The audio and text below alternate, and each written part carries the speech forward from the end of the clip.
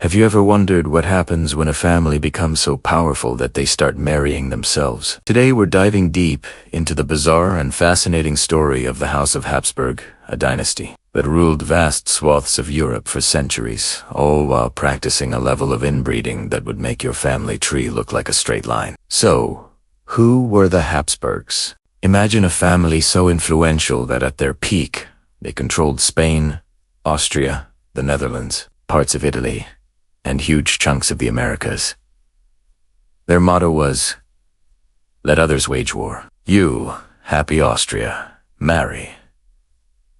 And marry they did. But instead of forging alliances with outsiders, they decided the best way to keep power and land in the family was to literally keep it in the family. We're talking uncles marrying nieces, first cousins marrying first cousins. It was their secret weapon for empire building. This all started getting serious in the 5th, 10th, and 16th centuries.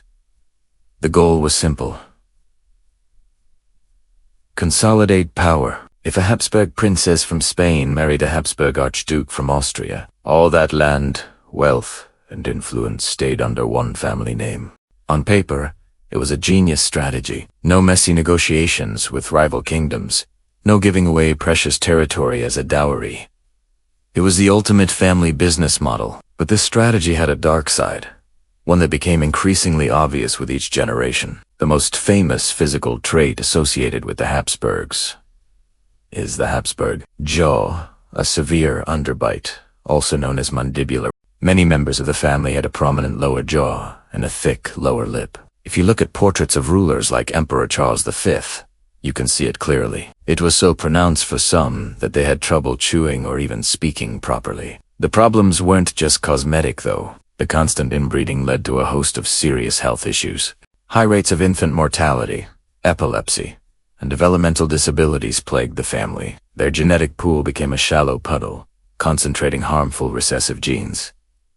The family was essentially conducting a long, unintentional experiment in human genetics, and the results were tragic. Let's talk about the poster child for this genetic downfall, Charles II of Spain. Poor Charles was the end of the line for the Spanish Habsburgs, and his story is incredibly sad. His family tree was so tangled that his parents, Philip IV and Mariana of Austria, were actually uncle and niece. Genetically, Charles was more inbred than a child of a brother-sister pairing. He was known as Charles the Bewitched because people at the time could unexplain his numerous ailments without resorting to superstition. He didn't learn to talk until he was 4 or walk until he was 8. He was physically weak, constantly ill, and likely infertile. His autopsy report, which is quite graphic, described a man whose body was riddled with problems. He died at just 38, without an heir. And his death triggered the War of the Spanish Succession,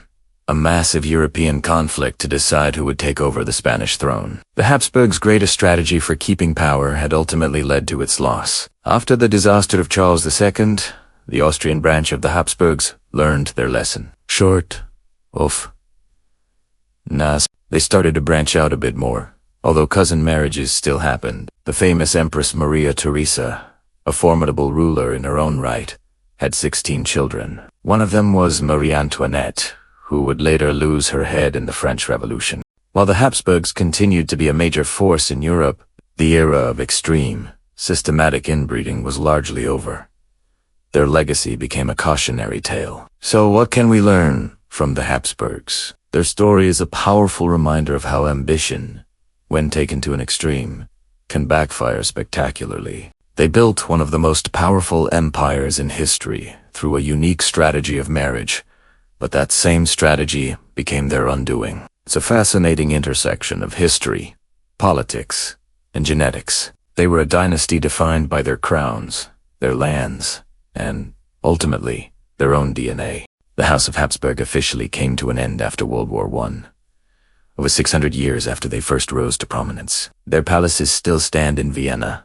Their portraits still hang in museums across the world. A silent testament to a family that literally shaped the face of Europe, for better and for worse. Thanks for joining me on this journey into the weird and wonderful world of the Habsburgs. It's a story that proves truth is often stranger than fiction. If you enjoyed this video, don't forget to hit that like button, subscribe to the channel, and ring the bell so you don't miss our next historical deep dive. See you next time.